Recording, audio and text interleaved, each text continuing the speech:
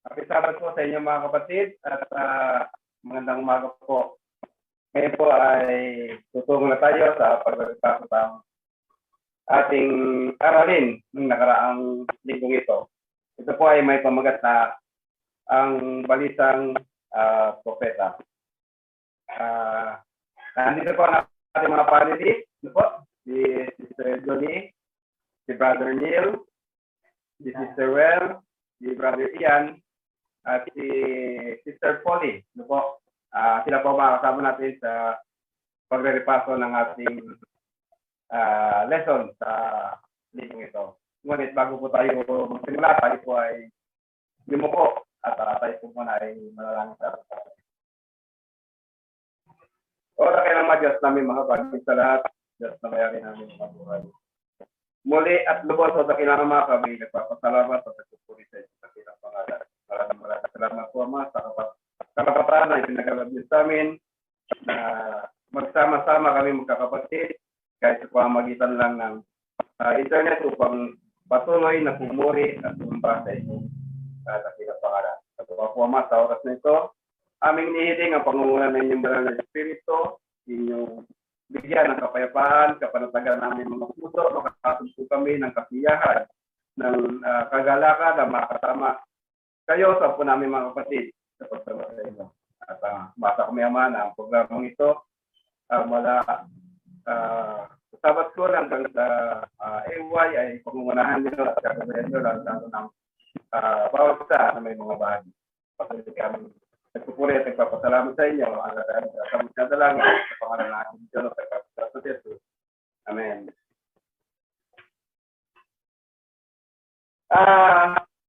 Kaya nga po, happy Sabbath po. Dito po ang ating mga panelists na makakatulong po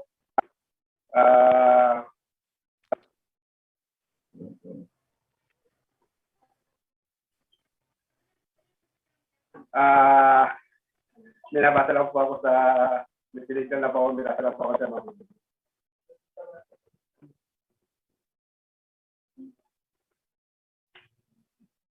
Kaya nga po natin sinabi, ang ating pong lesson nga na may punggat na ang balitang propeta po. Ito ay tungkol o tumatalakay sa buong aklat ng Jonah. May 4 na kapitulo po ang aklat ni Jonah o ni Jonah na propeta ang ito natin Panginoong Isus para sa mga hintil sa lungsod ng Nineveh. Kaya nga po ng ating talatang susing talata, ito ay makita sa Jonah 4:11 ay ganito pagsasabi. Hindi ba ako manghihinayang sa Nineveh, sa malaking lungsod na iyon, na may mahigit sa 120,000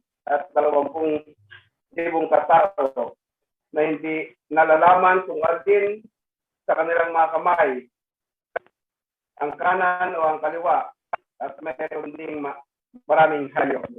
Hindi pa siya sabi sa ating talata. At paano nga po ba ang talatang ito ay pinakikilala sa atin ang ating Panginoong Diyos? O paano ang talatang ito ay pinakikita kung paano ang Diyos ay nakikitungo sa kanyang mga nilalang.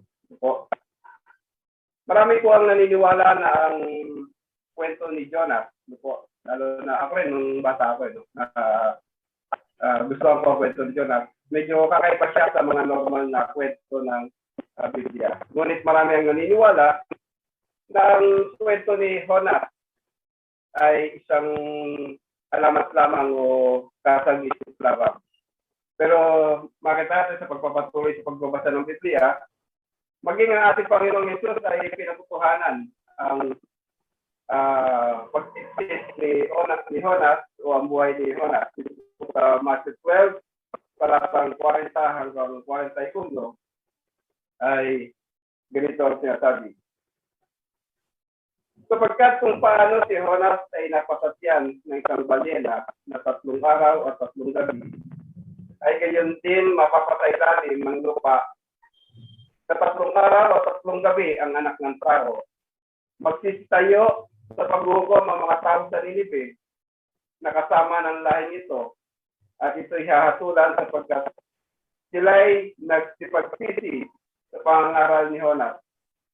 At narito dito'y may isang lalong dakila kaysa kay Jonas. Nakita po natin dito, pinatutuhanan ng Panginoon na si Jonas ay nangaral sa lungsod ng Ninive, no? At pinatutunayan niya na si Jonas ay napasa tiyan napasa ilalim ng lupa, no? Ng 3 araw o 3 gabi. Kaya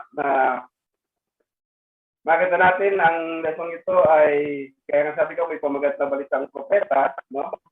Ito ay kwento ni Jonas na siya ay sinugo natin Panginoon na mangaral ng sa Ninive na sila ay mag-iiba kung hindi sila magbabago o hindi sila magsisisi.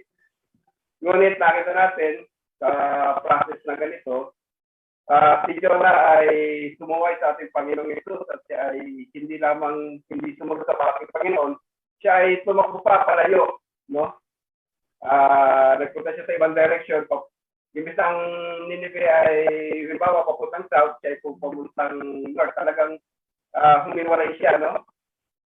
At ganoon din na makita natin, dito hindi siya nakakumpong ng kanyang kapahingahan. At ganoon din, nung siya ay sumunod sa ating Panginoon at ang kanyang pangaral ay naging successful, nakakapagsaka na patuloy na si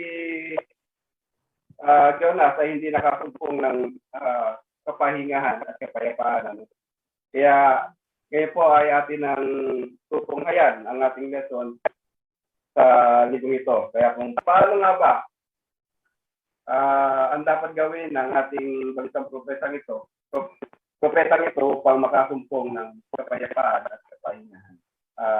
Siguro bigyan natin si Brother Neil. Anong masabi natin tungkol dito sa pagtakas sa Sunday lesson? Yes, hello. Kapsabat po sa lahat. Okay, so sa Sunday lesson po natin, ang title po is Running Away. May pagtakas si Jonah. So kung babasahin natin yung Sunday lesson natin, ang pinaka-core ng Sunday lesson natin is parang pinakilala nito kung ano ba talaga si Jonah. So una, binanggit dito na sabi, this is not the first time that Jonah has been called to speak for God, as suggested by 2 Kings 14:25. So yun nga, nabanggit dito na si Jonah pala sa 2 Kings 14:25 is para may track record na siya. So hindi ito yung first time na inutusan siya na para mangaral. Basahin natin sa 2 Kings 14:25, sabi, he was the one who restored the boundaries of Israel from Lebo Hamath to the Dead Sea, in accordance with the word of the Lord. The God of Israel spoken through his servant Jonah, son of Amittai, the prophet from Gath-hepher. So dun sa sa verse na yun, makikita natin na experience na siya, experienced na siyang prophet. Tapos pagdating sa Jonah 1, bigla natin nakita na bigla siyang tumalikod sa utos sa kanya. So bakit? Actually, pag binasa pa natin yung nakalagay sa Sunday lesson, pinaliwanag dito na through historical tsaka archaeological na documents, makikita kung gaano kalupit yung Neo-Assyrian na empire. Nabanggit dito na during that time, ng kapanahunan ho ni Jonah yon, sabi is Libo. Saan na yun? Ayan. Hundreds or thousands of prisoners were impaled. So ano ba yung impaled? So impaled is basically parang nilitsyon yung tao, no? So tinusok mula baba hanggang taas. So yun yung impaled. And sabi pa dito, hardcore supporters of King Hezekiah, so yung supporter ni King Hezekiah, were flayed alive. So flayed, sabi binalatan ng buhay. So yung based dun sa mga nabanggit na historical accounts na yun, doon natin ma-realize kung bakit nga ba itong si Jonah, which is a proven prophet, biglang tumakas biglang bumalikwas sa utos sa kanya ng kanyang Panginoon. Dahil maaari nga po na dahil sa mga naririnig na balita ni Jonah sa kanyang pupuntahan kasi pinapupunta po siya sa Nineveh, di ba? Yung Nineveh kasi is yun yung sentro ng imperyo ng ah, na napakalupit na yun. So, maaari pwede nating isipin na si Jonah, possible na out of fear, commonly nung una natin may isip, out of fear, and also out of anger ba. Yung second na possibility, yung out of anger, is mamaya alam ko matatakal din sa lesson na to na makikita sa Jonah 4. So, yun lang po sa akin.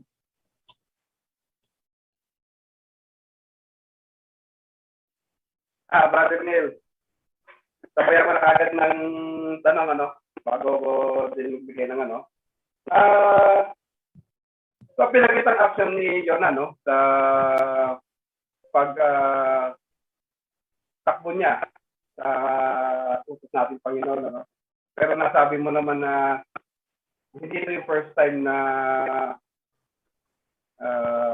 sinutusan ng Panginoon si Jonas, no?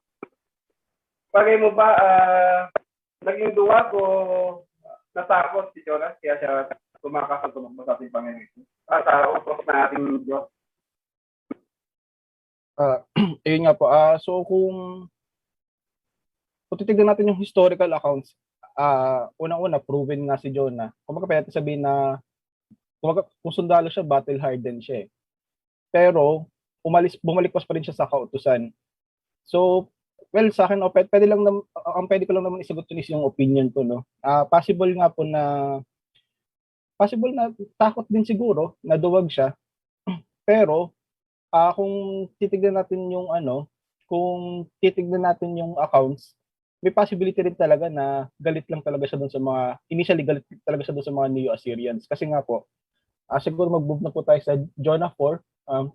Jonah 4, 1 to 2. So sabi, but to Jonah, this seemed very wrong. And he became angry. He prayed to the Lord, isn't this what I said, Lord? When I was still at home, that is what I tried to forestall by fleeing to Tarish. I knew that you are a gracious and compassionate God, slow to anger and abounding in love, a God who relents from sending calamity. So yun nga po, si Jonah 4, makikita natin na mukhang hindi lang takot yung nag-drive kay Jonah papalayo sa utos sa kanya, no?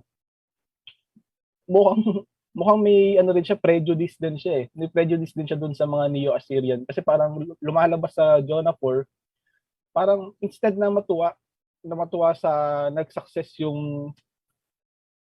instead na matuwa siya kasi naligtas yung mga Neo-Assyrian, yung mga taga-Nineveh.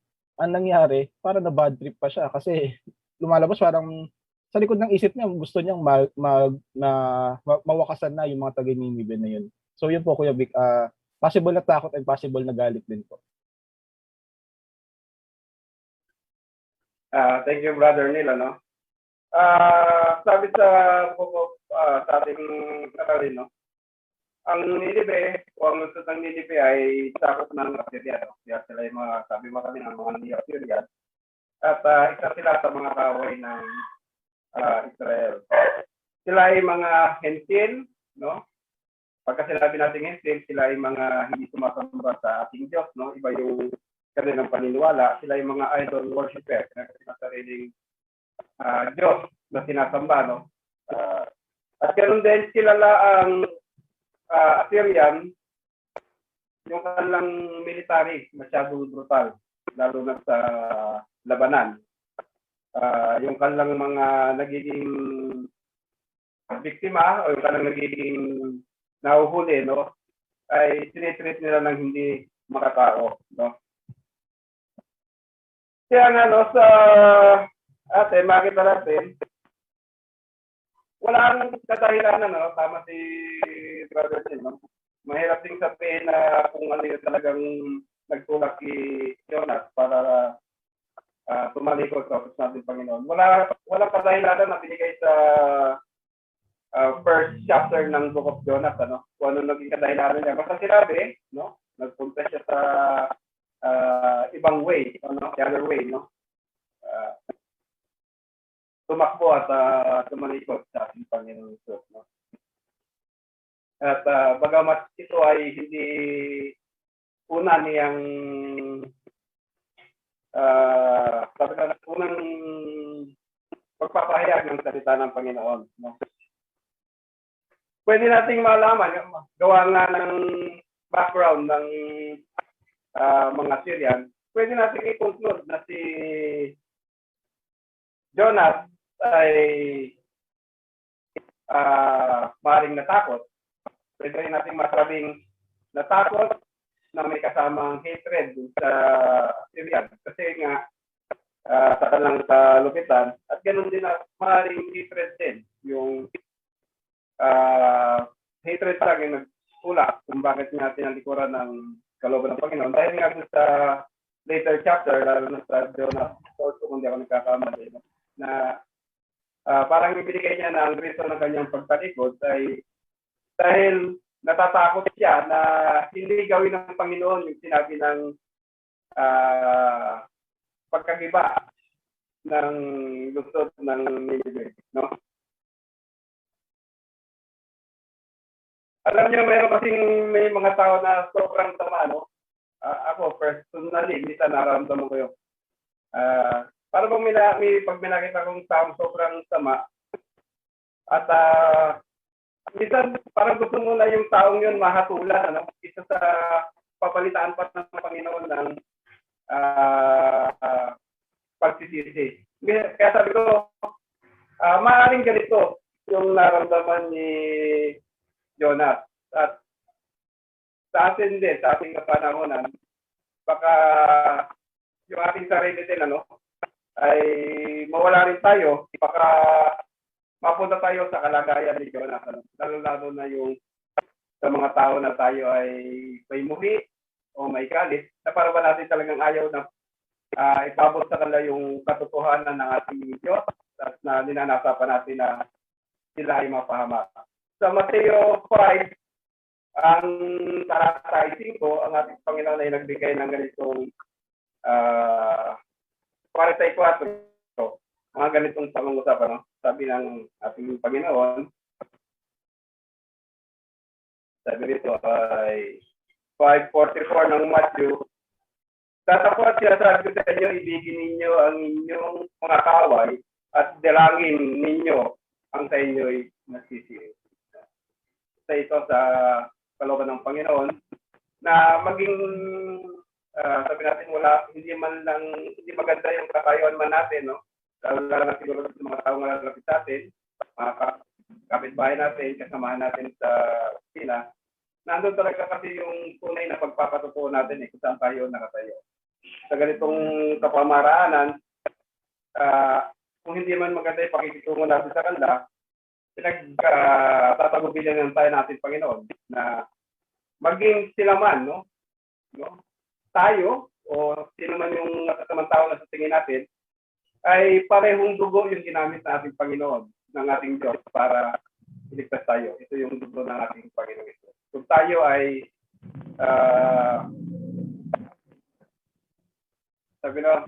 kung tayo ay iniligtas dahil sa dugo ng ating Panginoon ito, sila man ay inaabot din at nililigtas din ng ating Panginoon sa pamamagitan ng dugo ng ating Panginoon. Kaya nga, sabi nga, nakapagtaka, no? Isang hindi bagitong propeta, datihan ng propeta, no, na sumusunod sa ating Panginoon, at hindi sumunod at sumalikod sa ating Panginoon at nagpunta sa ibang way, no? Yun yung ginawa ni Jonah. Kaya ngayon, Sister Julie, ano na nangyari nung tumakas si Jonah?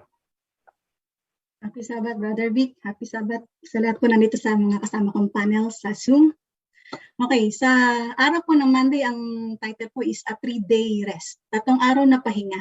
Sino po ba sa atin dito ang ayaw ng 3 araw na pahinga? Di ba lahat tayo gusto natin ng pahinga? At kung ikaw ay bibigyan ng 3-day rest, siguro nais mo gugulin nito. Ako siguro somewhere na may beach. Lalo na matagal-tagal rin tayo na restrict na mag-travel, no? Kaya na dito sa araw ng Lunes, pinakita sa atin dito kung anong klaseng pahinga ang naranasan ni Prophet Jonah. Na matapos matapos yung kanyang pagtakas, no, sa tungkulin na binigay sa kanya ng Diyos, yun nga yung mission niya sa Ninive, nabigyan pa siya ng 3-day rest. No? Paano 3-day rest ba yung kanyang naranasan? No, tumakas si Jonah, lulan siya ng barko papuntang Tarsis. No? Yung Tarsis is approximately about 2,700 to 3,000 miles away from Ninive. Maybe to take a break. No? Gusto niya magpahinga in his own way. At dahil doon, sa ginawa niya, yung hindi naging maayos ang paglalakbay niya. Oo, maaari, nakatulog siya ng mahimbing doon sa loob ng barko.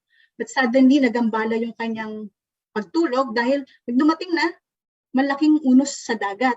At alam natin yung kwento, lalo na yung mga bata, kung ano nangyari, no? Nagalit yung dagat, hanggang sa yung mga tao doon nasakay ng barko, mostly mga pagans, ano? Nataranta sila, uti-uti nilang nag-unload ng mga cargo nila para gumaan, no? Natatakot sila na baka anytime pwedeng masira yung kanilang sinasakyan barko or tumaob ito. So itong shipmaster, dari-dari ginising naman niya si Jonah na kasalukuyan ay nahihimbing ng tulog. At sabi sa kanya, uy, gising ka, no? Ba't kami dito natataranta? Ikaw, ba't di mo subukan tumawag sa Diyos? Baka sakali tayo ay mailigtas. Nakikita natin dito na ang tao pagdating sa ganung sitwasyon, no, natututo silang katulad yung mga pagans, kanya-kanya sila siguro maaari na imagine ko, kanya-kanya silang tawag sa mga Diyos na kanilang pinaniniwalaan. So ganoon din si Jonas. Kaya nagtaka sila, bakit nagngangalit yung dagat? Anong maaring dahilan? Kaya nung tinanong na si Jonah at nalaman nila na si Jonas pala ay isang Hebreo, no? At inamin din ni Jonas na kaya nila sinasapit yung ganon, dahil may nagawa nga siyang masama. Meron siyang tinakasan, no? Yung mission na binigay sa kanya ng Diyos. Kaya naman siya nag-alakas loob siya dahil kinilala niya yung kanyang kamalian. Sinabi niya na itapon niyo ako sa dagat. At nangyari nung siya itinapon sa dagat, bagamat ayaw ng mga tao dahil ayaw nga nilang mabahiran ng dugo yung kanilang mga kamay, no? Wala silang magawa. So ginawa nila yung sinabi ni Jonas, sinapon siya sa dagat at nagtaka sila. Nung pagkatapon kay Jonas ay parang pumaya pa yung dagat, no? Pero pasinin natin na sa kabila ng ginawa na pagtakas ni Jonas, bagaman binigyan siya ng ganung lunos-lunos na sitwasyon, ang Diyos ay naganda pa rin ng isang malaking isda para lamunin siya at napasatyan siya ng isdang yon sa loob po ng tatlong araw. Kaya ito yung sinasabing rest of 3 days. At doon sa kanyang, at habang nandun siya sa loob po ng tiyan nung isda, ay doon siya nakatagpo talaga ng pahinga na kung saan parang naalala niya muli yung kanyang relasyon sa ating Panginoong Diyos. Sabi nga, bakit dinanas niya yon? Bakit dinanas ni Jonas yung ganung trouble? Kasi sabi nga, when we run away from God, we run into trouble. So ginawa niyang pagtakas, hindi niya alam na mas malaking kapahamakan yung maghihintay sa kanya. At anyway, alam natin na we cannot run from God's presence. Diba? Psalms 139:7-12. Mapa-heaven ka, mapahukay ka ng kamatayan, mapasadagat ka, o mapasaan lugar ka man. Wala tayong maaring puntahan na lugar kung saan tayo pwede makapagtago sa ating Panginoong Diyos. So, nung siya ay nasa loob ng tiyan, ng isda for 3 days, nakita doon ni Jonah yung kanyang pangangailangan sa Diyos. Minsan, ganun talaga tayo eh. Ganun tayong mga tao, sakit natin yun eh, na kapag tayo ay wala na, inalista sa atin yung mga bagay na ating sinasaligan, doon lang natin na-realize yung pangangailangan natin sa Diyos. So gusto ko po pansinin natin yung naging prayer po ni Jonah nung siya ay nandoon sa loob ng tiyan ng isda. Tungkol saan ba yung kanyang naging panalangin? Napakaganda po kasi habang pinanood ko po yung ang Sabbath School lesson review, hindi ko alam po dito po yata to sa may 3ABN, no? Or Sabbath School sa website natin. Gusto ko i-share sa inyo yung naging take away po tukol dito sa prayer na binanggit ni Jonah sa may chapter 2, verse 1 to 10. Buuin na natin yung buong chapter 2 na yan. No? Napakaganda po kasi ng prayer niya kasi yung prayer niya nakasentro po doon sa pananalangin niya. Hindi po sa sanctuary na nandito sa lupa, ginawa sa Jerusalem, kundi yung heavenly sanctuary, doon po nakatuon yung kanyang panalangin. At himay-himayin po natin. No? Sabi po nga po sa Jonah chapter 2 verse 1, sabi doon na magkagayon na nalangin si Jonah sa Panginoon niyang Diyos mula sa tiyan ng isda. And said, at kanya sinabi, tinawagan ko ang Panginoon dahil sa aking pagdadalamhati, at siya'y sumagot sa akin mula sa tiyan ng siyol, ako'y sumigaw, at iyong dininig ang aking tinig. So ano pong makukuha natin doon? When you are in trouble, sabi, God hears and God answers. Diba? Psalms 120 verse 1, sabi doon, in my distress, I cried unto the Lord and He heard me. So kapag tayo ay nasa bingit ng alanganin, ang Diyos po ay nakikinig sa atin. Isaiah 65 verse 24, at mangyari bago pa sila magsitawag, ay sasagot ako, sabi po ng ating Panginoon Diyos doon. So God answers when we are in trouble. Sa verse 3 tuloy po natin, sabi dito, sapagkat inihagis mo ako sa kailaliman sa gitna ng dagat, at ang tubig ay nasa palibot ko, at ang lahat ng iyong alon at lahat ng iyong malaking alon ay umaapaw sa akin. Pansinin niyo po itong verse na to. Anong kaparehan ito? No?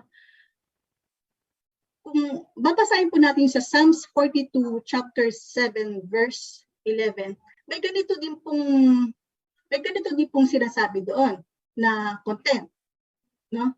Yung tungkol sa siya ay napailalim sa gitna ng dagat, napalibot siya sa malalaking alon. So ano po ang takeaway natin dito?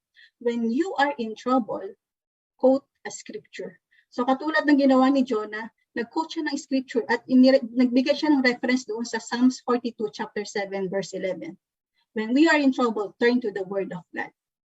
Next, ano pa po? Sabi dito, sa chapter 4 sa chapter 2 ng verse 4, sabi dito, at aking sinabi ako'y nahagis mula sa harap ng iyong mga mata, gayon may titingin ako uli sa iyong banal na templo. Anong takeaway natin dito? When you are in trouble, seek God. Diba napakaganda? Katulad ng ginawa ni Jonas, don't hide from Him. Tumingin siya sa templo ng Panginoon doon sa langit. Ano pa? Sa verse 6, sabi dito, gayon man, isinampa mo ang aking buhay mula sa hukay o Panginoon kong Diyos. Ang ganda ng panalangin niya. When we are in trouble, or when you are in trouble, God delivers. Sa Psalms 40 verse 2, lalo na kapag sa tingin natin there's no way out, ang Diyos po ay may kakayanan at may kapangyarihan na mag-deliver po sa ating kinasasaglakang sitwasyon. Na verse 7, sabi po dito, ng aking kaluluwa ay naglupaypay sa loob ko, naalala ko ang Panginoon. So napakaganda. When you are in trouble, never forget God. Alalahanan natin na may Panginoon tayo. Next, sa verse 9. Ito, isa pa itong maganda pero medyo parang napakahirap gawin. Sabi sa verse 9, ngunit ako'y maghahain sa iyo ng tinig ng pasasalamat. How come? Nandun ka sa loob ng tiyan. No? Hindi mo alam kung ikaw ay mabubuhay pa doon. Hindi mo alam kung paano ka makakaalis doon. Pero ang sabi, maghain ng isang tinig ng pasasalamat. When you are in trouble, practice gratefulness. Hebrews 13:15, by Him therefore, let's offer the sacrifice of praise to God continually, the fruit of our lips, giving thanks to His name.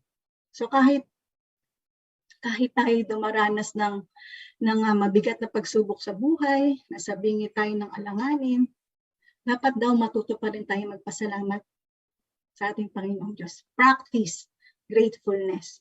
And last po, sa verse 10, patuloy pa rin po ng chapter 2 ng Jonah, sabi po doon, at ang Panginoon ay nagsalita sa isda at iniluwa si Jonah sa tuyong lupa. Ano po pinapakita nito? Pinapakita nito that God is still in control. No? Na siya lahat talaga. Inutusan niya yung isda. Kainin iluwa si Jonah. Iluwa. So, ibig sabihin, talagang gano'n makapangyarihan ng ating Panginoon Diyos. And He is still in control. And gusto ko rin banggitin yung nasa Mark 10 verse 27, sabi doon, for with God, all things are possible. No? Kaya yung pangyayaring iyon, sinasabi nga ng mga parang imposibleng mabuhay ang tao. Meron bang imposible sa Diyos? So, wala po, no? So, whatever circumstances we find ourselves in, napakahalaga po na tingnan po natin yung ating Panginoong Diyos, yung kanyang kapangyarihan, yung kanyang kaluwalhatian doon po sa Heaven Sanctuary.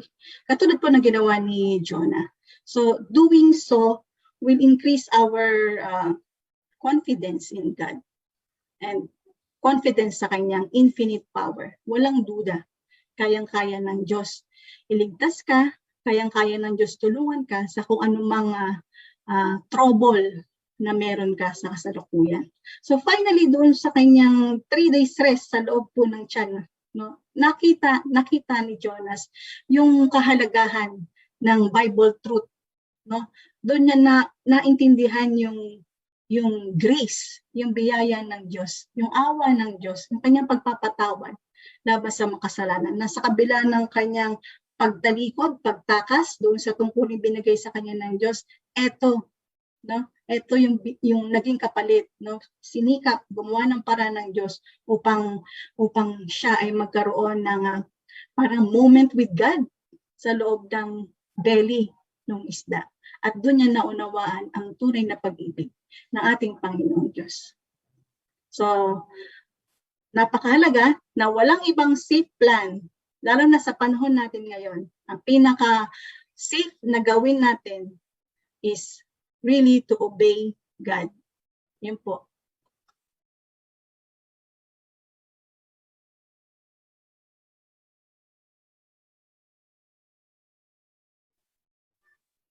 Salamat, Mr. Julian. No? Totoo nga, no? Kaya nagiging exciting yung no? Yung kwento ng buhay ni Jonah o ni Jonas. Ano? Makita natin, ano? Kung paano siya tumakbo sa ating Panginoon.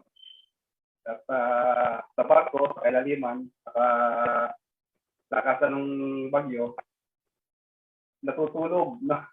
Samantalang yung iba, natataranta, siya ito panatag. Minsan, ganun ng no? Yung mga tumatakot sa Panginoon, hindi mo alam yung kasakunaan na mangyayari sa'yo, akala mo panatag yung buhay mo, pero yung kasakunaan palang mangyayari sa'yo, nakaabang na. Wala ka pang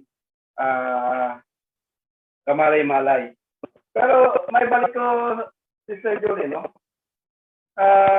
Wala na ibang propeta sa panahon na yun. Bakit pinili pa rin ng Diyos si Jonas sa kabila ng kanyang pagtakbo sa Panginoon ay pinili pa rin ng Diyos na siya yung magpatuloy ng kanyang mission sa Ninive. No, wala na ba ibang makitang propeta sa panahon na ni Jonah? Brother Vic, hindi ko masasagot yung tanong mo kung wala na ba ibang propeta. Pero nasisiguro ko, maaari ang Diyos gumamit ng ibang tao, or maaring hayop. Sabi niya nga, pwede niyang utusan ng bato, di ba? Pero bakit pinili pa rin niya na si Jonas pa rin yung magpatuloy ng mission sa Ninive? Sige po, kasi po, natingin ko dahil nais ng Diyos na maunawaan ni Jonas ng personal, yung tinatawag na God-saving grace nga, at yung kanyang dakilang pag-ibig. Dahil sa kanyang pagtakas, batid ng Diyos na may mali sa pagkakaunawa ni Jonas. Kung bakit ayaw niya natanggapin yung mission. Dahil sabi nga kanina ni Neil, partly may hatred doon na nakapaloob. Kaya bakit ako mangarap dito para maligtas sila? Pinamumunuan nito ng mga ng mga malulupit na Neo-Assyrian, sabi niya. Sabi sa isip siguro niya. Naging prejudice din siya doon. Bakit ako mangarap para sila yung maligtas? So, pinili ng Diyos na siya pa rin ang magpatuloy kasi gusto ng Diyos mabago yung conception na yan sa kanyang isipan. At hindi lang para mailigtas yung mga taga-Ninive, gusto rin yun ng Diyos na mailigtas siya doon sa kanya maling paniniwala at mapanumbalik, no? Yung relasyon niya sa Diyos. No, naunawaan niya lamang ito nung siya po ay nandun na ng 3 araw sa loob po ng tiyan ng malaking isda. Na doon niya na-realize na kung paano siya inibig ng Diyos, no? At iniligtas siya sa kabila ng kanyang hindi pagsunod. At sa pagiging isang takas na propeta niya, ganun din pala yung pagnanais ng Diyos na mailigtas ang bayan ng Ninive sa kabila ng kasamaan nito. Kaya nga po, yung ginawang pagtakas ni Jonas sa mission niya ay nagpapakita talaga na ang Diyos po ay Diyos ng lahat, para sa lahat. Siya po ay hangad niya na maligtas ang lahat. Thank you, Sister. Tama yung binigay mong teksto kanina, no? Nais kong basahin sa dito sa Psalm 139 verse 7 ay ganito. Sana po paroroon na mula sa iyong espiritu o sana po tatakas na mula sa iyong harapan. Kung sumampa ako sa langit, nandiyan ka. Kung gawin ko ang aking higaan sa Sion, narito ikaw ay nandoon. Kung aking kunin ang mga pakpak ng umaga at tumahan sa mga pinakadulong bahagi ng dagat, doon man ipatutunayang ako ng iyong kamay, papatunubayan ako ng iyong kamay, at ang iyong kanang kamay ay hahawak sa akin. Walang lugar na tayo pupunta na hindi tayo nakikita natin, Panginoon, no, ayon din ating mga ginagawa, no? Pero ang maganda sa tekstong ito, no, lalo-lalo dito sa aklat si Jonas. Sabi nga si Jonas ay isang reluctant prophet o ano ba sabi yung sa Tagalog, nagkakatubiling propeta.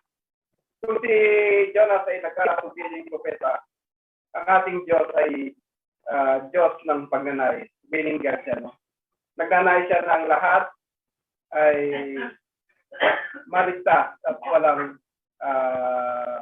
mawagit. Kung ang Panginoon ay nagnanasa ng kaligtasan ng bansa, ng bayang Ninive o ng mga tao sa lungsod ng Ninive, nagnanasa din ang Panginoon na si Jonah sa kanyang pamalihan. Ano? Kaya bakit natin dito na ang Diyos ay Diyos din ng tatawag natin na second chance. Ano? Ang bawat sa atin, siguro wala pa gumawa ng katulad ng ginawa ni Jonah sa atin, nanakaw sa Panginoon at tumuway sa Panginoon, no? Na umabot yung salita ng Diyos sa atin na tayo ay hindi sunod sa ating Diyos, no? Pero kung si Jonah ay binigyan ng ating Panginoon ng second chance, no? Ang bawat sa atin, yun ang maganda, ay pinagkakaloban ng ating Panginoon ng ikalawang pagkakataon, no? Lahat tayo pinagkakaloban ng ganyan, Panginoon.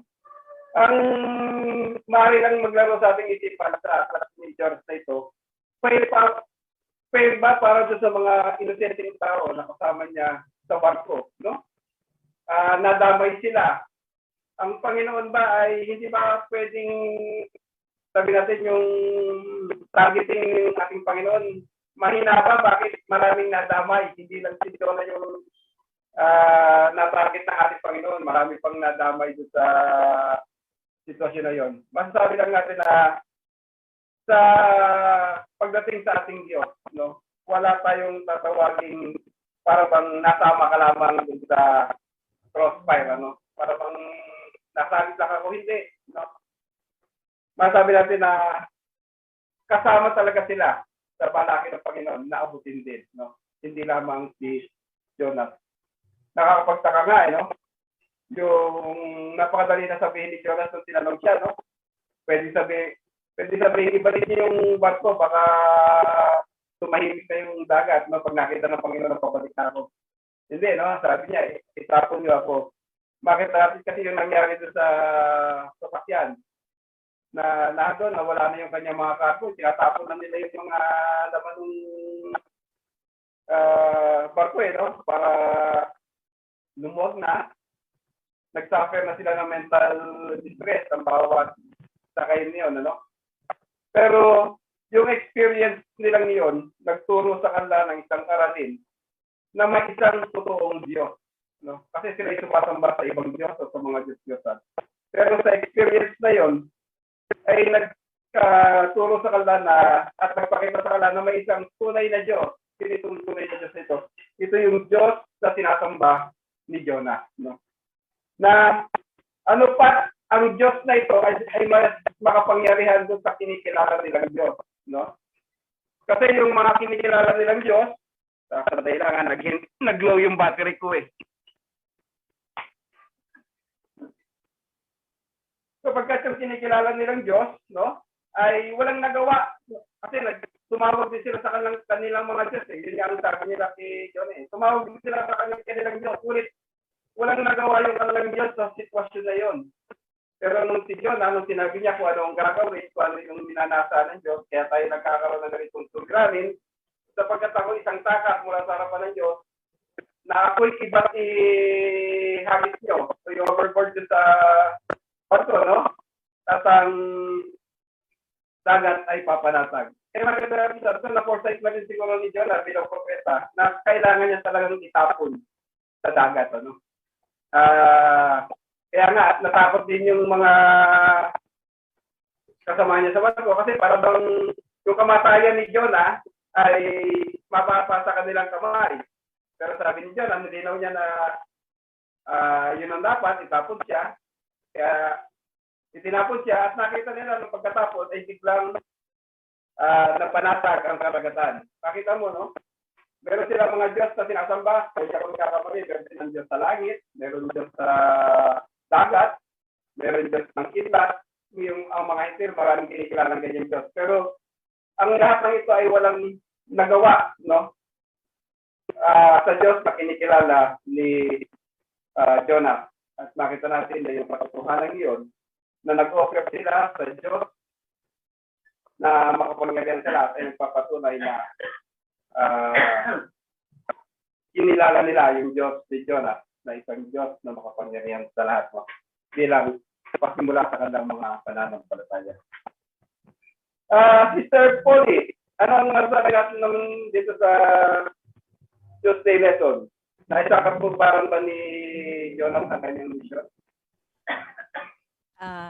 Happy Sabbath po mga kapatid. Brother Vic, salamat sa tanong. Okay po ba yung sound ko? Malinaw po ba? Malinaw Ayan. po. Doon sa tanong mo na naisakatuparan ba yung mission ni Jonah?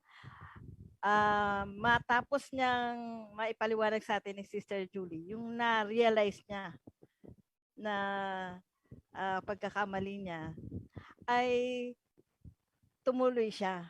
At sabi dito, ang susing talata sa aking topic ay nasa Jonah 3:1-10. So ang sabi dito, at sinalita ng Panginoon, at ang salita ng Panginoon ay dumating kay Jonah sa ikalawa.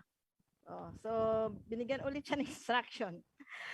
At sabi dito, tinupad niya yon. At siya ay pumaroon, sabi dito sa verse 2, si Jonah ay pumaroon sa Ninive, sa malaking bayan na iyon, at ipinangaral, at sabi ng Panginoon, ipangaral mo. So yun, nagpunta siya. At sabi sa verse 3, naparoon sa Ninive, ayon sa sinalita ng Panginoon. Yun nga, nasabi natin, yung Ninive, great city yun eh. At saka parang sabi nga ni Brother Vic, ito ay isang capital, no?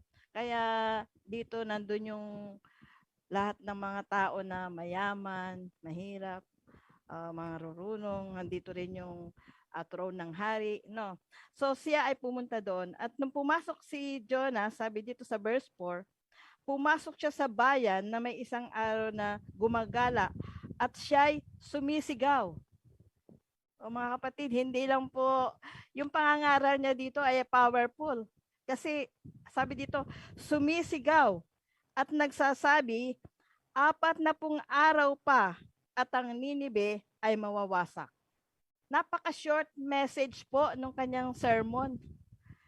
Pero napaka-powerful. At dahil dito, sinamahan siya ng banal na espiritu.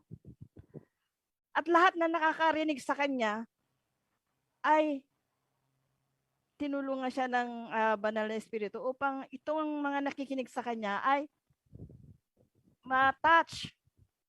At tingnan po natin sa verse 5. At ang bayan ng Ninibe ay sumampalataya sa Diyos. At sila'y nangaghayag ng ayuno at nagsuot ng kayong magaspang mula sa kadakila-dakilaan, sabihin sa mayaman or sa powerful, hanggang sa kanilang kaliit-liitan. Ibig sabihin, nakinig sila. At alam niyo po ba, ang isa pang magandang pangyayari dito, nung nalaman ng hari ang balita, o ay sa verse 6, nalaman ng hari na merong ganong sermon. Alam niyo po ba, pati ang hari ay na-touch at nampalataya. Kaya ano po yung makikita natin dito? Na-realize nung hari kung gaano kabigat ang kasalanan ng kanyang bayan. Na maging siya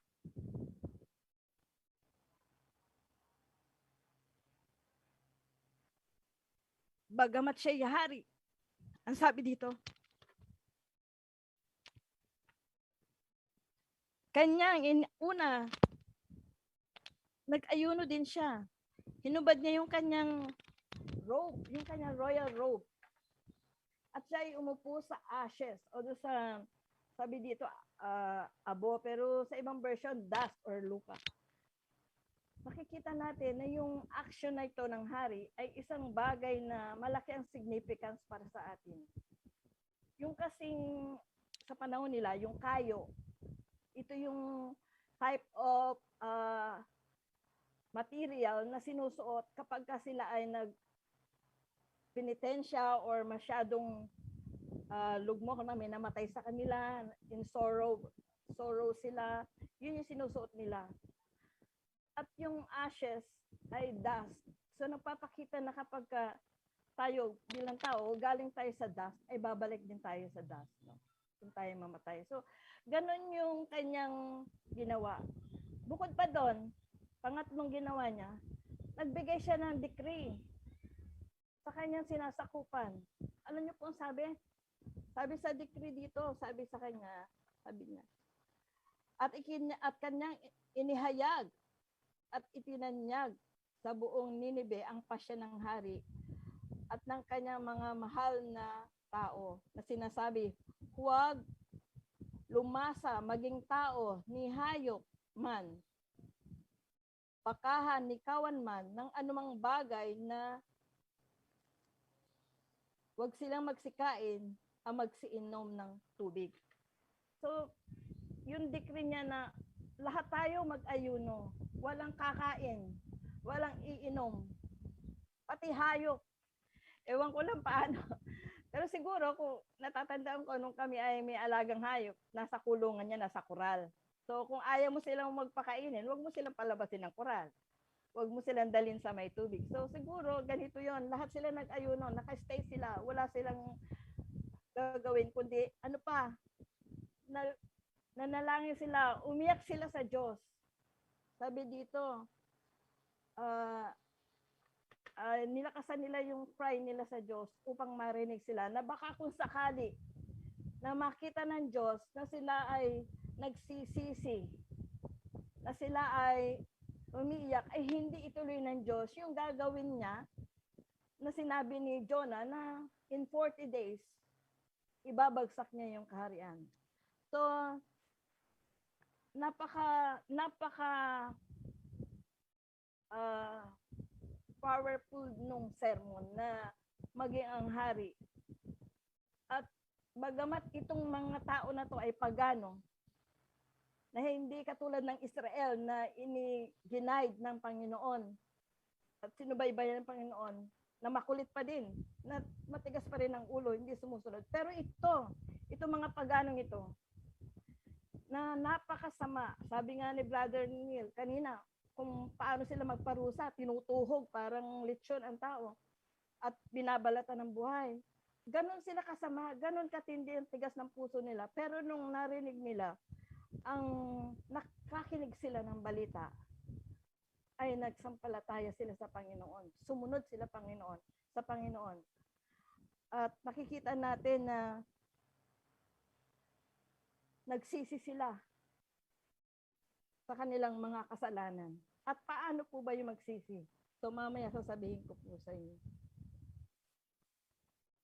Kaya doon sa verse 8, makikita natin dito po na sabi ng hari na talikdan ng bawat isa ang kanyang masamang lakad at ang pagdadahas na nasa kanilang mga kamay. So, ganon ka specific talaga yung hari na kailangan magpakabuti na sila. Tumalikod sila sa kasamaan at sila ay magsisi. Basahin po natin ang sinasabi sa Ezekiel 4:14-6.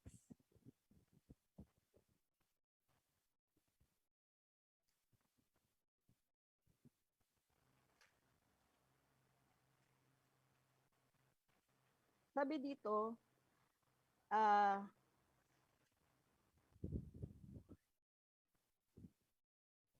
ayan, Ezekiel 14:6. Kaya't sabihin mo sa sambayanan ni Israel, ganito ang sabi ng Panginoon, magbalik loob kayo at kayo'y magsitalikod sa inyong mga Diyos-Diyosan at ihiwalay ninyo ang inyong mga mukha sa lahat ninyong kasuklam. Sabi niya ang sabi dito, nakikita natin, magsitalikod kayo sa mga Diyos-Diyosan. Sa Jeremiah, sa English po ang sabi diyan, repent. No? Sabi naman sa Jeremiah 25:5. Basahin po natin. Na nangagsabi, magsihuwalay bawat isa sa inyo sa kani-kaniyang masamang lakad at sa kasamaan ng inyong mga gawa at kayo'y magsitahan sa lupain na ibinigay ng Panginoon sa inyo at sa inyong mga magulang mula una hanggang sa magpakailanman. Meron pa rin po binabanggit sa Revelation 2:5. Ano po yung napapansin natin dito na inuutos sa atin? Kagaya na natuklasan ng hari ng Nineveh. Sabing ganon, di ba? Nakikita nyo magsisi, tumalikod sa kasalanan, bumalik sa Diyos. So, ganyan yung mga salita na sabi nga dito, yun ang napakinggan ng mga taga Nineveh. Sabi nga, si Jesus nga, sabi niya, mas mapalad daw yung nagsisi, pakinig at gumagawa o tumutupad ng napapakinggan niya. So, napakapalad nito mga taga Nineveh. Na sila ay, bagamat ganun sila kasama, ay natuto sila na makinig at natuto sila na sumunod sa Panginoon. Manampalataya sa Panginoon. At ang unang-una ay magsisi. At yun nga, yung kanilang iyak, yung kanilang hinagpis sa Panginoon ay pinakinggan ng Panginoon at hindi tinuloy ng Panginoon yung sinabi niya kay Jonas na gigibain niya ang bayan ng Israel. At sabi nga natin, yung mission accomplished ni Jonah.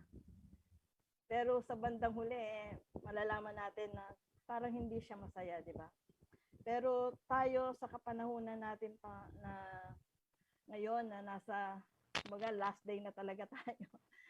na nakikita na natin yung mga signs at nakikita na natin na ang buhay ay hindi na padali. Pahirap na ng pahirap ang buhay. Pinipigyan tayo ng Panginoon ng pagkakataon na madama din natin yung saving grace na nadama ng mga tao na to, ng mga taga-Ninevites, na sila ay naniwala, nanampalataya at nakinig, nagsisi sa kanilang mga kasalanan.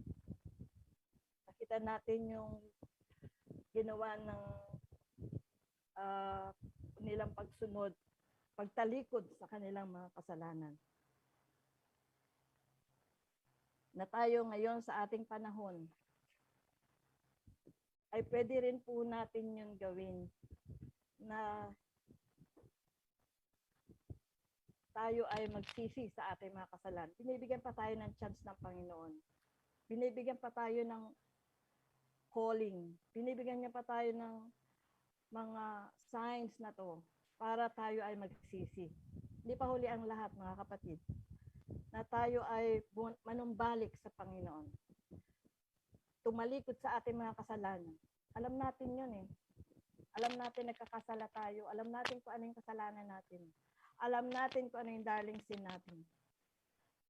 Na kailangan nating tumalikod. Hindi tayo pwede magsabing nananampalataya tayo, God-fearing tayo. Pero galit tayo sa ibang tao. Hindi pwede po yun. Tulad ni Jonah. Naniniwala siya sa saving grace pero galit siya nung pinatawad ng Panginoon yung mga nagkasala. Pero diyan natin makikita kung gaano ang Panginoon maibigin. Na bagamat napakasama mo, ay pwede kanyang patawarin. Kung tayo lamang ay magsisisi at itutuon natin ang ating sarili, ang ating mata kay Jesus, at tayo ay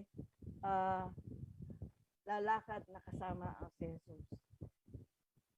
Sabi nga sa Luke 12:32, yun daw mga tao ng Nineveh na tumayo, na itatayo sa judgment, sabi dito. Basahin ko nga po basahin nga na lang po. Luke 11:32, no? Na sila, yung generation nito ay na nagsisi, ay tatayo din sa harap ng hukuman. Katulad natin. Tayo rin ay tatayo sa harap ng Panginoon sa paghuhukom. Pero tayo po ba ay ready? Tayo po ba ay nakinig? Di ba sabi kanina, mapalad yung nakikinig at tumagaw. Tayo po ba ay nakinig? Nagsisi, tumalikod sa ating mga kasalanan at tayo ay humarap sa Panginoon at nag-focus sa Kanya at hayaan natin na siyang gumawa sa ating buhay. So, napakaganda ng lesson natin, mga kapatid, at mission accomplished si Jonah sa pinag-utos ng Panginoon sa kanya.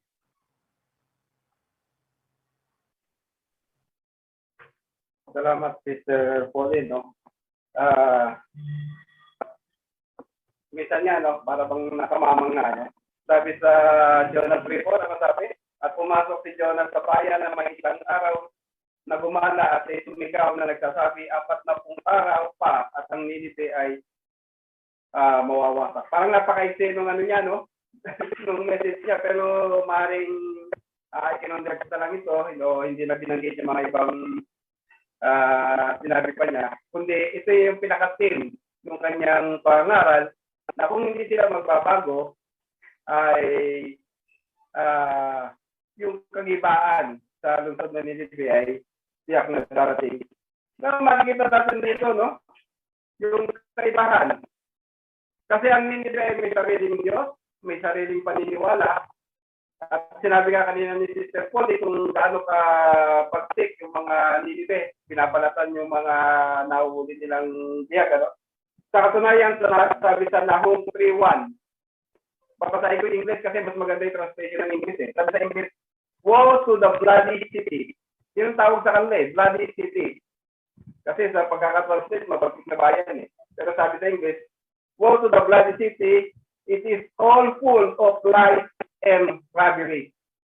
ganun yung lungsod ng Ninive, ganun kasama. Tinawag siyang Blood City, sa puno ng kasinungalingan at mga pagnanakaw, no, sa araw-araw.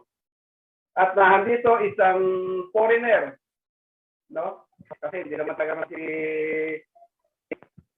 Jonas, may ipinapangaral na ibang Diyos na hindi gaya ng Diyos nila. Pero bakit natin kapangha-mangha yung kantang pagtanggap sa pamagitan ni Jonas? Kaya nga nabanggit ni Sister Paul yung kanina na binanggit ng Panginoon na mabuti pa yung Ninive, no? Tumanggap ng pabalita sa kapanahonan ng ating Panginoon na mismong kababayan niya na at nangangaral ng isang Diyos na katulad ng Diyos na nangangaral nila, hindi sinaniwala sa Kristo.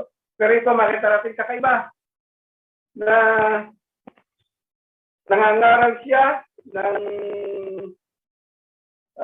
taga-ibang bayan na nangaral sa Ninive, na ano pa, tinanggap ng buong bayan, ano? Pati yung hari, yung maginig, nagpakumbaba rin yung hari at nagdeklara ng fasting at ng pagpupor sa ashes. Ano? Nakita natin kung paano binuksan ng Ninive yung kanilang mga puso sa paggawa ng Holy Spirit. Sana ganun din tayo. Makita natin anong naging anong naging end result. Sabi nga ni Sister Polly, naging matagumpay yung pangaral. Kasi bakit? Sabi sa Jonas 15, at nakita ng Diyos ang kanilang mga gawa na sila'y nagsihiwalay sa kanilang masamang lakad at nagsisis ang Diyos sa kasamaan. Kaniyang sinabing, kaniyang gagawin sa kanila ay hindi na ginawa. Yung ginawa ng Panginoon, hindi niya na sinabapa ang Ninive. Makita natin, ang Ninive, o yung mga taong yun ay kulang sa katotohanan. Pero nung dumating yung katotohanan, ay bukas puso nilang pinanggap. Pero paano tayo na nakakalam na ng katotohanan? Mas magbigat yung burden sa atin. Ano? Sister, Brother Ian, no? Matagumpay, ano yung mission ni Jonas matagumpay? Paano ang kasayahan na naramdaman ni Jonas sa kanyang puso? Medyo paliwanag mo. Muli po, happy Sabat po sa ating lahat. Gaya po ng sinabi ni Sister Polly po, naging successful po yung ginawa ni Jonas na sa simpleng kataga po na sinabi niya na sabi po dito is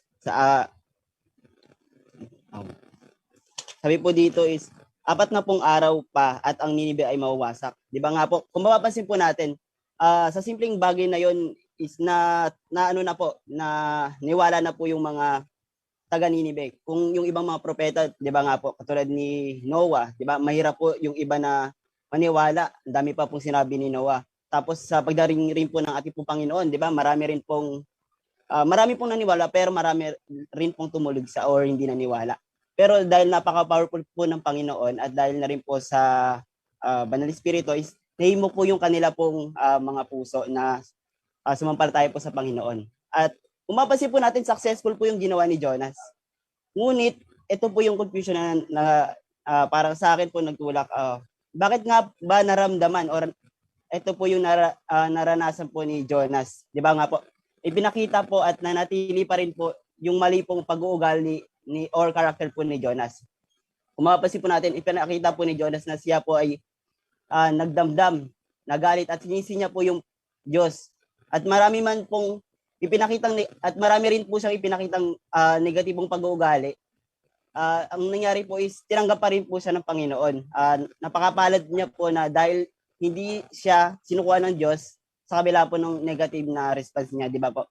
Buti na nga lang po, mapasok po sa isip ko na napakapalad po natin dahil hindi po natin kalibel yung pag-iisip po ng ating po Panginoon. Kasi sa atin, di ba nga po, kung tayo po kasi mabilis po tayo magalit, mabilis po tayo magdamdam. At parang nagiging natural na yun po sa araw-araw nating naranasan ito. Ngunit isa sa mga bagay na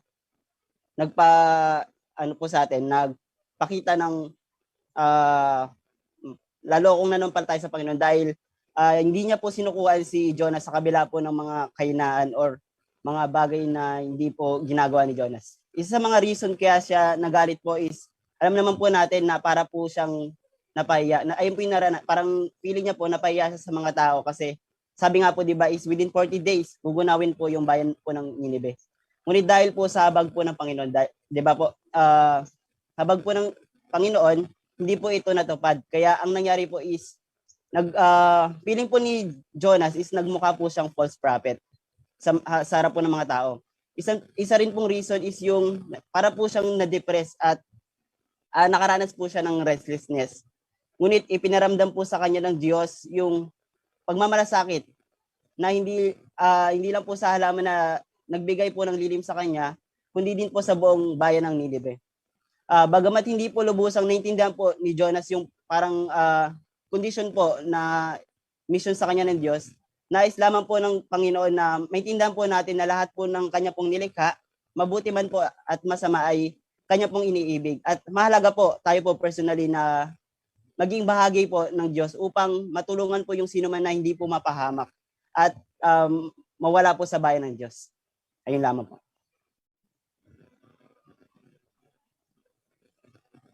Nakakapagtaka na kilala na Diyos na yung ugali ng ating Panginoong Yesus, ng ating Diyos, no? Pero makita natin na para sa kanya sarili hindi niya na ito. Na kung paano ang Diyos, sabi niya dito sa 4, isang mahabagin, panayag sa pagkagalit, sagana sa pagandang loob at nagsisibig sa kasamaan. Sabi nga, hindi pa si Jonah na magkaroon ng kapitbahay na Ninive, na taga Ninive sa langit, no? Hindi natin alam, pwedeng, sabi nga kanina ni Brother Ian, pwedeng para bang lumabas siya false prophet kasi hindi natupad ang kanyang ipinangaral o talagang matindi yung kanyang secret. Ano pa man, no? Mas ginusto pa niyang mamatay, no? Kita makita yung katuparan ng kanyang misyon. Yes, ang Panginoon sa kanyang kagandahang loob ay pinilit para gabutin ng ating mangangaral nito na si Propeta Jonas, no? Sister Well, paano natin may yahambing o may apply ang kwentong ito ni Jonas sa ating kapanahonan?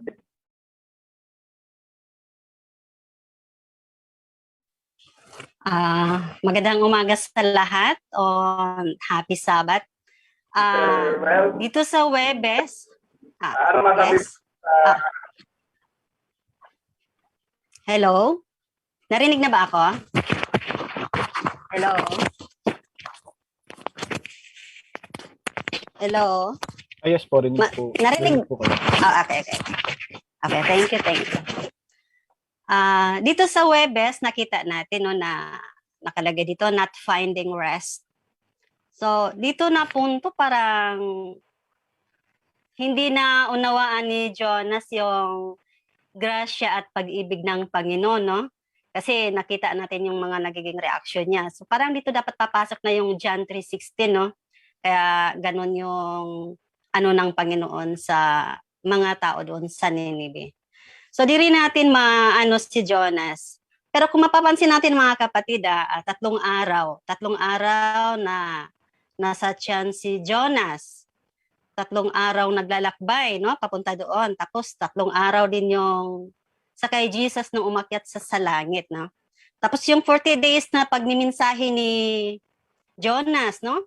Parang pattern din siya doon sa baha ni Noe, no? Yung pagmimensahe ni Jonas, at saka yung sakay Moises, no? Parang naging pattern siya doon na 40 days. So ganito mga kapatid, ang pagkaano ko doon, itong si Jonas talagang ginamit pa rin siya ng Panginoon, no? Na magmimensahe sa Ninive kahit meron siya mga ugali, no? May mga attitude siya, no? Nakita natin kung paano siya tumakas, no? Matigas ang ulo, no? Nakita din natin kung paano nagpasensya ang Panginoon kay Jonas, no? At di mo rin masisisi si Jonas kung bakit siya ganun. Kasi kung balikan natin yung mga nakaraan nating mga leksyon, kasi ang Assyria ang naging banta ng Israel nung sa syudad nila noon eh, no?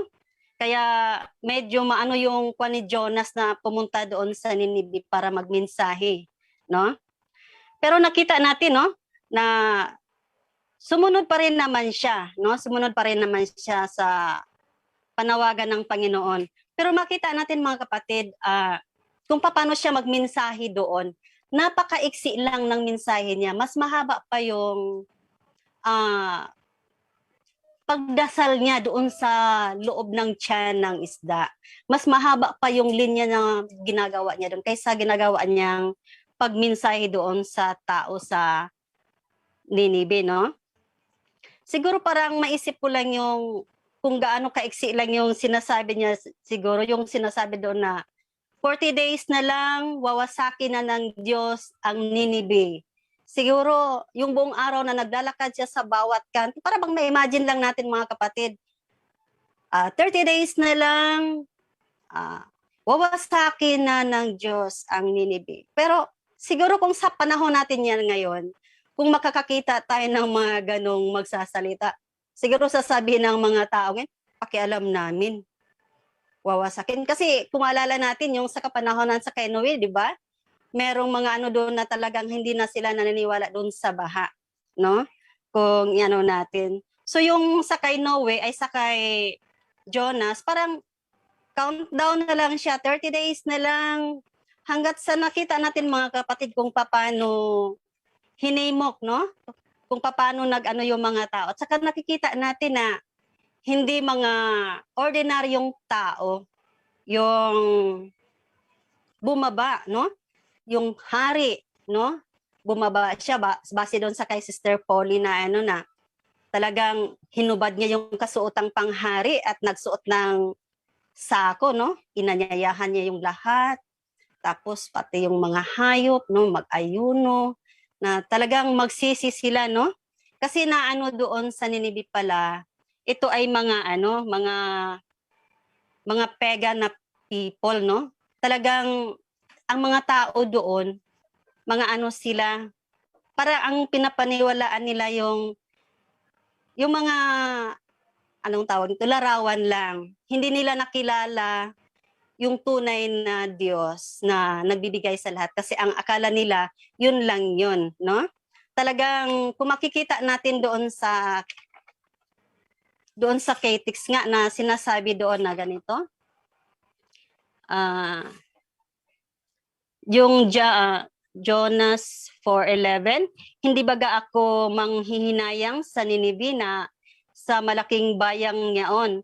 So nakikita ng Panginoon kung gaano kalaki yung bayan ng Ninive. At saka mapapansin natin mga kapatid, yung mga tao doon para bang mga inosente talaga kasi hindi nila alam kung ano yung kaliwa o kanan nila sa kanilang pagkatao, no? So kahit ganun sila, maraming mga ano doon, mga anong tawag nito, mga makasalanang tao, pero naniniwala pa rin ang Panginoon na meron pa rin talagang pag-asa. Kasi isipin natin 40 days sa haba ng binigay ng Panginoon sa kay Jonas na magmensahe doon, hindi tulad nung sa Sodoma na talagang hindi man lang umabot sa kalahati yung mga taong naniniwala, kaya talagang natuluyan yung Sodoma doon. Pero sa kay Jonas, nakikita natin na talagang ang hari mismo, yun na yung nanguna. Tapos nanawagan. Hanggat sa nakikita natin mga kapatid, no? Bumaba yung hari, tapos nagbago. No, nagbago sila. Marami silang mga, yung nanawagan siya, nakita natin na talagang pati mga hayop, no? Nagpuasa sila. Yun. Tapos mga kapatid, ang napapansin ko lang dito, na sa kay Jonas, parang hindi talaga niya na lubos na ano yung pag-ibig ng Diyos, no? Kasi sabi dito sa John, sa K-Text natin, Jonas 4:11, hindi baga ako manghihinayang sa Ninive na sa malaking bayang niyaon. na mahigit sa 120,000 katao, no? 120,000 na mga tao na hindi marunong magmuni-muni ng kanilang kamay at ng kanilang kaliwang kamay at marami pang mga hayop. So mga kapatid, ganun siya. Nakikita ng Diyos kung paano nagbago ang mga tao doon sa Ninibe. So nung nakita ng ng Panginoon, napansin natin, hindi pa natapos yung 40 days na yon. Talagang may mga nagbago na, nagbago na talaga sila lahat. No, siguro isip ng hari, mga kapatid, malay natin, di ba, kung magbago yung isip ng Panginoon. Parang yun na lang talaga, pero nakita naman talaga ng Panginoon, talagang nagbago sila. Sa kay Jonas naman na punto, parang hindi kasi ni Jonas na unawaan yung pinakaano ng Panginoon doon eh. Kasi ang gusto ng Diyos na masumpungan ni Jonas ang tunay na kapahingahan, no? Sa pamamagitan ng grasya at pag-ibig ng Diyos, na ito'y para sa lahat ng sangkatauhan at ang pag-abot sa ibang tao at kahabagan at iligtas ang iba at agawin mula sa apoy, no? At na dumarating lamang sa pamamagitan ng pagiging nasa isang nagliligtas na relasyon sa Kanya at sa pamamagitan ng paggawa ng kalooban ng Diyos na kasama nito ang pag-abot sa iba at pagtuturo sa pananampalataya at ng pag-asang meron tayo sa kapanahonan natin ngayon. Yan lang, Brother Vic. Salamat, sister, Kaya lang masyadong mabilis yung ating oras ngayon, bilang summary sa ating lesson, sabi sa 1 Timothy 2, verses 3 and 4 ay ganito. Ito'y mabuti at nakakalungkot sa paningin ng Diyos na ating tagapagligtas, na siya'y may ibig na ang lahat ng mga paring mangaligtas at makakaalam ng katotohanan. Ganun katakila yung pag-ibig ng Diyos, na siyang lahat ay maligtas at lahat ay makaalam ng katotohanan. Isinugo niya si Jonas sa kanyang kapanahonan sa bayan ng Ninibe, no? Makita natin sa kapanahonan ng ating Panginoong Jesus o kapanahonan ng mga apostol. Makita natin si Apostol Pedro isinugo sa Hentil na pamilya ni Cornelius, hindi ako nagkakamali, upang ipabot ang katotohanan tungkol sa Panginoon. Tayo, in the same way, hindi na tayo mabibilang sa sinasabing mga taga-Ninibe. Bakit?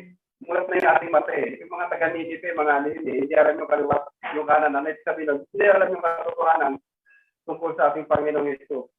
Pero tayo, mulat na tayo, alam na natin yung katotohanan.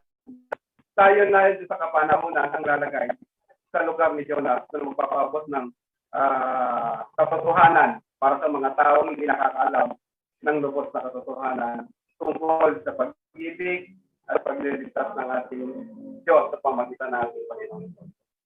Kaya tayo po ngayon ay magtatapos na at nawa po ang ating nakinabang sa ating aralin.